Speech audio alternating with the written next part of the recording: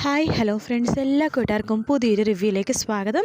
അങ്ങനെ തിങ്കളാഴ്ച കാണാമെന്ന എപ്പിസോഡ് ചെറിയൊരു റിവ്യൂ ആണ് പറയണത്. അങ്ങനെ അശ്വിൻ ശ്രുതീന രണ്ട് വഴക്ക് പറയാൻ വേണ്ടി റൂമിലേക്ക് വരുമ്പോൾ ശ്രുതീന അവിടെ ഒന്നും കാണുന്നില്ല കേട്ടോ.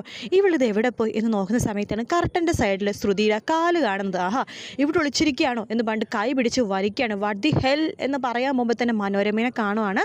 ഇവരെന്താ സംസാരിക്കണേന്നും ഇവരെന്താ ചെയ്യണേന്നൊക്കെ അറിയാൻ വേണ്ടി മനോരമ ഒളിഞ്ഞു നോക്കിക്കൊണ്ടിരിക്കുക കേട്ടോ. അപ്പോഴേക്കും നമ്മുടെ അശ്വിനാണെന്നുണ്ടെങ്കിൽ കാണുമ്പോഴേക്കും പെട്ടെന്ന് ശ്രുതിയുടെ ഭാവം മാറുവാണ്. അതെ, നീ ഇവിടെ നിൽക്കുമായിരുന്നു, ഞാൻ നിന്നെ എന്തോരം അന്വേഷിച്ചെന്നറിയാവോ? എന്താ എന്നെ കാണാത്തപ്പോൾ നിനക്ക് എന്നെ മിസ് ചെയ്തോ? അതുകൊണ്ടാണ് എൻ്റെ ഷർട്ട് ഇട്ടിരിക്കുന്നത് എന്ന് ചോദിക്കുകയാണ്. അപ്പോൾ ശ്രുതി തല വെച്ചിട്ട് ഇങ്ങനെ കാണിക്കണ്ട് എല്ലാം എന്ന രീതി പേടിച്ച് പേടിച്ചിട്ടാണ് ശ്രുതി നിൽക്കുന്നത്. നീ എന്താ ഇങ്ങനെ? ദേ നാളേക്ക് നോക്കിക്കാൻ നിനക്കൊരു സർപ്രൈസ് സാധനം കൊണ്ടിട്ടുണ്ട്, ഇത് കണ്ടോ, ഇതെൻ്റെ അമ്മയുടെ ഏറ്റവും നല്ല വിലപ്പെട്ടതും അതുപോലെ തന്നെ അമൂല്യമായിട്ടുള്ള ഒരു വളയാണ്, ഇത് നിനക്ക് അവകാശപ്പെട്ടതാണ് എന്ന് പറഞ്ഞിട്ട് അശ്വിൻ ശ്രുതിയുടെ കയ്യിലേക്ക് വളയിട്ട് കൊടുക്കാട്ടോ. രണ്ട് കയ്യിലും വളയിട്ട് കൊടുക്കുന്നുണ്ട്. ശേഷം പറയുന്നുണ്ട്, നീ ഈ സാരിയെ കൊടുത്ത് സുന്ദരിയായിട്ട് വരണം, ഞാൻ നിന്നെ കാത്തിരിക്കും എന്നൊക്കെ പറയാണ്.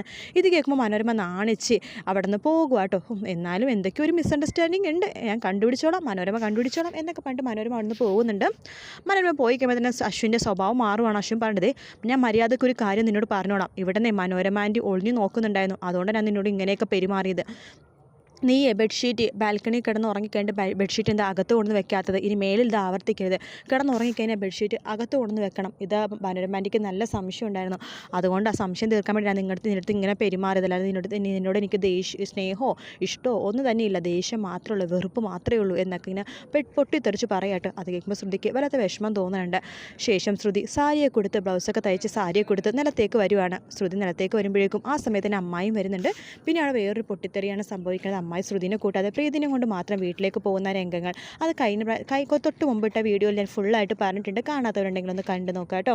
വീഡിയോ ഇഷ്ടപ്പെട്ടെങ്കിൽ ലൈക്ക് ചെയ്യുക, സബ്സ്ക്രൈബ് ചെയ്യുക, കമൻറ്റ് ചെയ്യുക. മറ്റൊരു വീഡിയോ ആയിട്ട് നാളെ കാണാം. Good night, take care, bye bye.